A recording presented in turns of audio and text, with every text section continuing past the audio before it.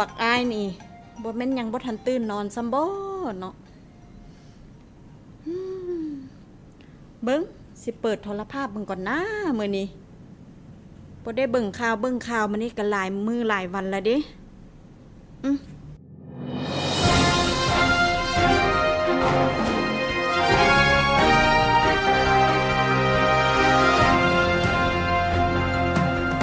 สบายดีท่านผู้ชมที่เคารพนี่แมนรายการสารคดีเกี่ยวกับป่าไม้และสัตว์ป่าในประเทศลาว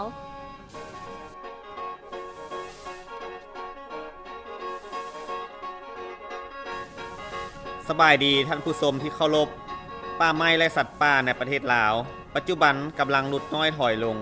ย้อนการลักลอบตัดไม้ทำลายป่าการทางป่าเฮ็ดให้แบบสะสายและการล่าสัตว์ซึ่งผิดระเบียบผิดกฎหมายของบ้านเมือง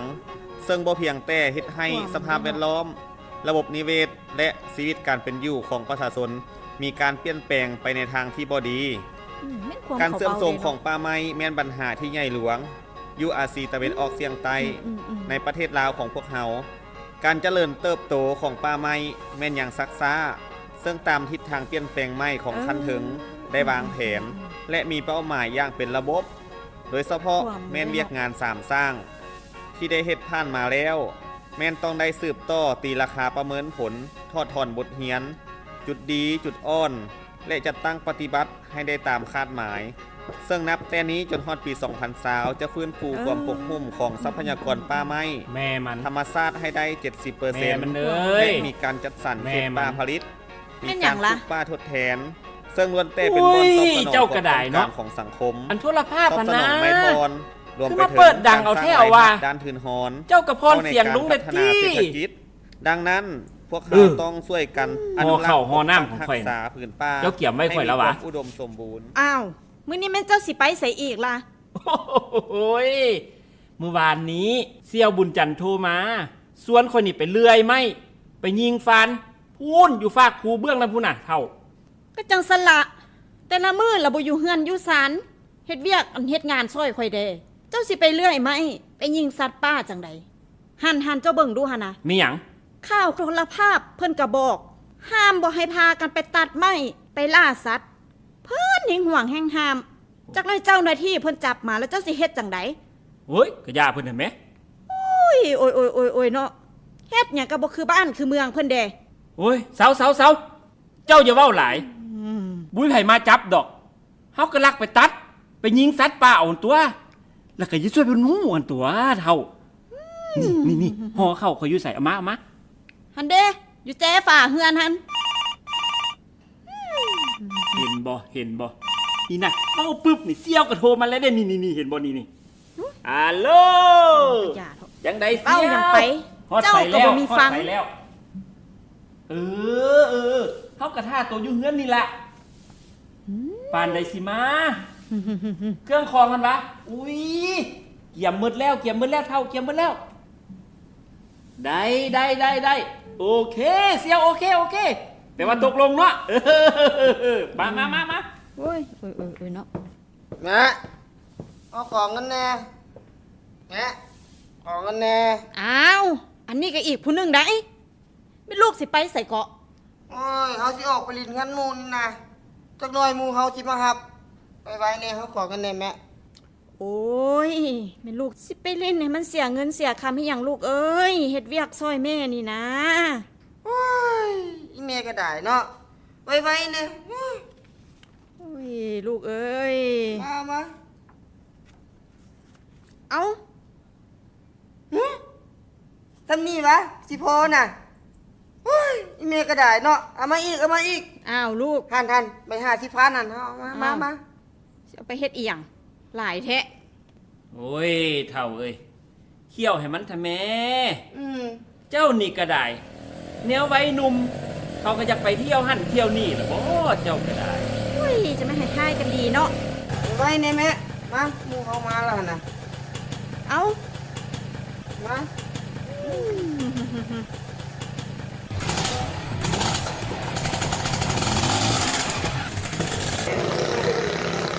โอ้ยจังแม่นเนาะลูกเอ้ย เจ้าก็ได้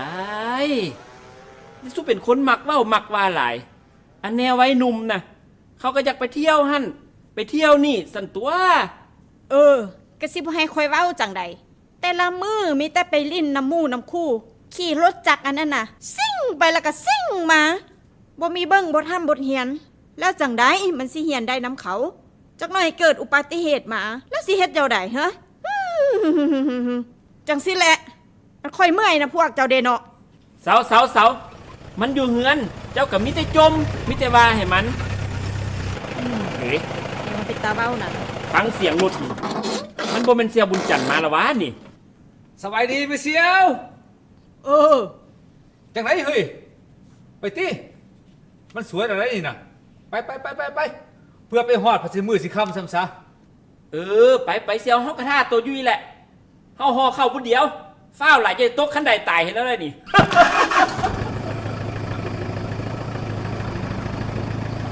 โอ้ยนอบ่จักพ่อบ่จักลูกจังแม่นคือกันเว้าหยังก็บ่มีฟัง เอาแต่ใจตัวเองเอาโลดระวังเด้อเป็นหยังมานะพวกเจ้าน่ะอ้าวโทรภาพนี่กะลืมมอดโกศกก็เว้าอยู่ผู้เดียว อยากหัวเด้เนาะมอดก่อน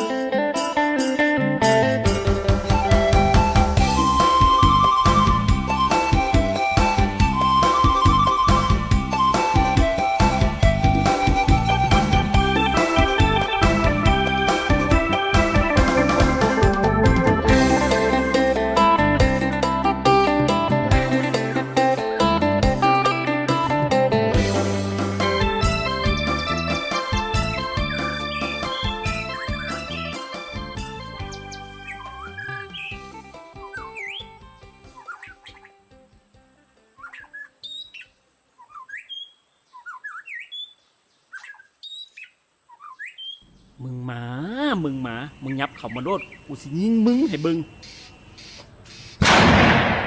โอ้ยหามึงเอ้ยเกือบมึงเนาะ จังไรเสียวไล่บ่ โอ้ย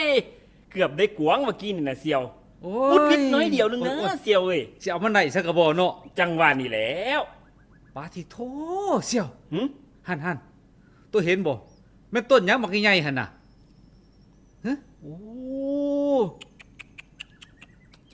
โอ้ ต้นไม่ดูตัวนี่เสียว ฮะห่วย ตัดไปขายให้พ่อค้าคือสิได้ราคาดีเนาะเสียวเนาะบาทนี่แหล้วพวกเขาสิรวยเสียว เสียว เฮ้ย แล้วเสียจังไดนี่ เอาก็ให้โต้นั่นเฝ้าวไปเอาจักรมาตัดเถอะมีไปเชียวสิมายืนซึ้งอยู่นี่บ่ได้เลยเชียวไป คันสั้นตัวท่าเขาอยู่อีเด้อ เออ บุดเดียวเขามาเขาเสียวมาจักมาตัดเบิ่งแล้วแหละเนาะเสียวเนาะ ถ้าบุดเดียวเสียว บาทสิได้เงินได้คำมันบ่ยากบ่ซ่าเว้ยอันนี้แล้วเพิ่นว่าลงเฮือนถึงยามเว้ย มาแล้วนี่เสียวนี่ เอาลงมือเชียว ตัดเลยบ่เสียว ตัดแล้ว ยับออกตัวยับออก เอาดีเลยเชียวเด้อ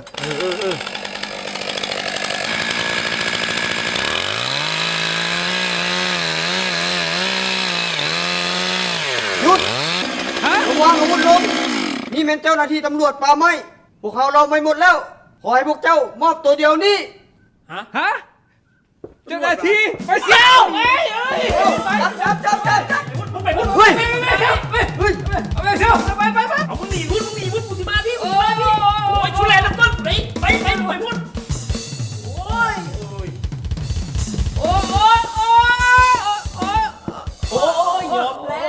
ยอมแล้ว ข่อยบ่ได้ผิดหยังนะว่าข่อยผิดอีหยัง ปล่อยข่อยไป โอ้ยข่อยให้แม่ข่อยบ่ได้เฮ็ดอีหยังนะ ปล่อยข่อยไป เป็นหยังพวกเจ้า จึงพากันมาลักลอบ ล่าสัตว์ป่าและตัดไม้อยู่นี้หูบออยู่เขตนี้เป็นเขตป่าสงวน ที่เพิ่นให้อนุรักษ์รักษาไว้ ว้ายก็บ่ฮู้แล้วเนาะเฒ่าเนาะ เออ อีกอันหนึงทางคันถึงเพิ่นก็เอาใจใส่แท้ๆต่อปัญหานี้ในการลงติดตามกวดกาและเผยแพร่โฆษณาบ่ว่าทางโทรภาพวิทยุหนังสือพิมพ์ เผ พื่อให้พ่อแม่ประชาชนได้เข้าใจบ่ให้ลักลอบล่าสัตว์ป่าและก็ตัดไม้ที่มีราคานี่มันผิดกฎหมายพวกเจ้าฮู้บ่ โอ้ยข่อยยอมแล้วปล่อยข่อยไปเถอะเป็นน้ำหมอนนี่แหละลามาสวนข่อยมาข่อยบ่ฮู้เลยว่าสิมาเฮ็ดแบบนี้ข่อยหลงผิดแล้วปล่อยข่อยเถอะปล่อยข่อยเถอะ หมาอันเป็นหยังตัวจังหวัดจังสันสิทีมโทษใส่เฮาผู้เดียววะมาลักตัดไม้มาลักยิงสัตว์ก็มานำกันพิษนำกันซะตัวโอ้ย เป็นย้อนตัวหั่นละมาสวนเฮาน่ะเฮาอยู่เฮือนดีๆนะโตนะมาสวนเฮาน่ะ อ้อย ฮะ ตัวหากว่าบัดไปยิงสัตว์น่ะมาส่วนเฮาแน่เฮาก็ไปส่วน โอ้ยข่อยก็เว้าไปซะแล้ว เสียเฮาเฮ็ดอะไรอีกโอ้ย เศร้าไปบ่ต้องมาโทษว่าผู้นั้นผู้นี้ผิดอยู่นี่ โอ้ยโอ้ย บาดตอนเฮ็ดคือบ่คิด เจ้าหน้าที่นำตัว2 คนไปสืบสวนสอบสวน อยู่ห้องการป่าสงวนต่อไป โอ้ โอ้ย ไป ขอยยอมแล้ว ขอยยอมผิดแล้ว ปล่อย ไป ปล่อย พวกข่อยสิไม่ดีจักเทื่อ อย่าไปว่าไปช่วยงานคุณไป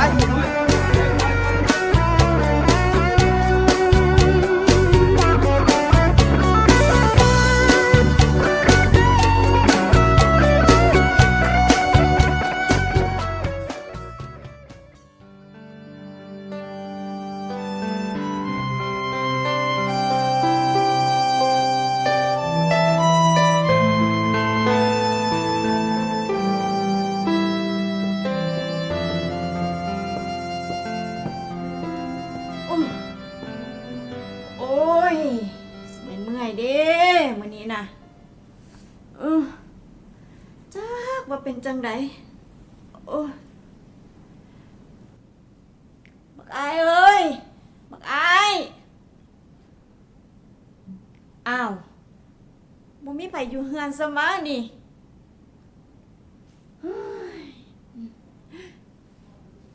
จะแม่นโพดเนาะบ่จักพ่อบ่จักลูก อันเท่านั้นก็ไปตั้งแต่มื้อวานนี้ปานนี้ก็ยังบ่เห็นมาโอ้ยเบามาคนละเมื่อยเด้เนาะชีวิตเนาะชีวิตแม่ อ้าวอยู่เฮือนวะเลี้ยวไปทางไหน เอาของกันแน่ อ้าวไม่เงินอะไรอีกลูกขึ้นมาเห็นหนามีแต่ขอเงิน อันมื้อวานนี้ก็ให้ไปละตั้งว่า50,000พุ่น โอ้ยนะไว้แม่นะจักหน่อยหมู่เฮาสิมารับนี่นะ โอ้ยเขาบ่มีเงินให้เจ้าดอก ลูกบ่ไปโรงเรียนวาสนา ก็ไปหั่นละ ลูกบ่ต้องมาตัวแม่ดอก เมื่อวานนี้ในครูโทรมาลมเรื่องลูกบ่ไปโรงเรียน หลายมือแล้วแม่นบ่ขาดโรงเรียนนี่แล้วก็มักเฮ็ดผิดระเบียบจักหน้อยเพิ่นสิบ่ให้เซ็งซ้ำแต่ละมือนี่เป็นลูกไปไสฮะ เฮา บ่ต้องมาเนาะๆอยู่นี่ลูกไปเล่นแม่นบ่แม่เว้าแล้วนะ จังซี่ล่ะย้อนลูกมัวเมาแต่น้ำมูน้ำคู่ติดลิ้นติดกินบ่สนใจนำการหั่นการเหียน เจ้าสิเฮ็ดจังไดกับชีวิตเจ้าเดี๋ยวนี้ฮะเจ้าสิเฮ็ดจังไดบัดนี้นะบ่ต้องไปไสอยู่เฮือนนี่ตั้งใจเฮ็ดเวียกซอยแม่นี่ เข้าใจบ่ โดย ขอยยังเมื่อยเด้ทุกมื้อนี่นะไปเขี่ยวไปโรงเรียนท่าแม่จักหน่อยแม่สินำไปก็สินำไปว่างเจ้าโรงเรียนพุ่นมื้อนี้น่ะ โดย เอาแล้วมันศูนย์เอามันแล้วมันศูนย์บ่จักพ่อจักลูกเดี๋ยวนี้นะ อ้าวสองแม่ลูกนี่กำลังเฮ็ดหยังอยู่เนาะคือเสียงดังฟดสนั่นแท้เนาะสบายดีแม่วัน สบายดี โอ้ยกะยุ่งกะยากเรื่องชีวิตครอบครัวนี่แล้วในบ้านเอ้ยเจ้ามีหยังบ่จังมาฮอดพี่อันพ่ออ้อยหันเราบ่อยู่ได ข่อยก็มาบอกข่าว เรื่องพ่ออ้อยกับเสี่ยวลาวหั่นแหล้ว อ้าวเราเป็นอย่างอีก คือว่าพ่ออ้อยและเสี่ยวของเราเดี๋ยวนี้มันถูกกักตัวที่ห้องการป่าสงวน ฮะแม่นวะ เพราะสองคนเพิ่นไปลักลอบล่าสัตว์ และตัดไม้ในเขตป่าสงวนบอนที่เพิ่นห่วงห้าม ก็เลยถูกเจ้าหน้าที่กักตัวไว้แต่คืนนี้ โอ้ ยโอ้ยโอ้ยโอ้ยโอ้ยพ่อมันเอ้ยคอยหังเบาแล้วนะคอยหังเบาแล้วนะว่าให้เศร้าให้เศร้ามันเบาบ่ทันสุดความก็มีเรื่องจนได้นะ ก็จังสั้นละ โอ้ย ในระยะผ่านมาทางบ้านของพวกเขาก็ได้ตักเตือนแล้ว เกี่ยวกับปัญหานี้ทางขั้นถึงขั้นแขวง ก็ได้ลงใกล้สิทธิ์ติดแทศกับพ่อแม่ประชาชน อืม เผยแพร่เกี่ยวกับแนวทางของพรรครัฐอย่างจะแจ้ง แต่ลาวก็ยังฝ่าฝืนหูบ่ ก็ยังว่าแล้ว เรียกงานสามช่างบ่แม่นว่าจะเฮ็ดได้สำเร็จบัดเดียว อืม แต่มันหมายถึงการพัฒนาหลาย ๆ ด้านไปพร้อม ๆ กัน คอยว่าแล้วนะ และต้องปฏิบัติอย่างต่อเนื่องเรียนติดแบบยืนยง และสิ่งที่สำคัญ ทุกคนก็ต้องมีส่วนร่วมในการประกอบส่วนพัฒนานำกัน จึงจะสำเร็จ เป็นความเจ้านะ อีกอันหนึ่ง เป็นความเจ้าเลย บ้านพวกเฮานี่แม่นหาก็เป็นบ้านพัฒนารอบด้าน บ้านพัฒนาสามสร้างกระซ้ำผัดมีปรากฏการณ์ย่อท่อแบบนี้เนาะ แม่น โอ้ยโอ้ยโอ้ย แล้วเป็นความเจ้าแล้วในบ้านเอ้ยแล้วสิเฮ็ดจังได้บัดนี้นะในบ้านค่อยก็บอกเราหลายเทื่อแล้วนะเราแห่งบ่ฟังความค่อยนะ ซอยพวกเขาเน่ซอยพวกเขาเน่เด้อในบ้านเด้อเรามันลงผิดไปแล้ว เออก็ต้องได้ไปฟังน้ำเพิ่นก่อน อยู่ห้องการป้าสงวนพุ่น ว่าเหตุการณ์สิเป็นแนวใดแท้ข้าพิษก็เว้าไปตามพิษนั่นแหละไป ซอยเด้อในบ้านเด้อ แล้วจึงซอกหาวิธีแก้ไขน้ำกัน ไป ไป บ่เป็นหยังดอกบ่ต้องคิดหลาย ไป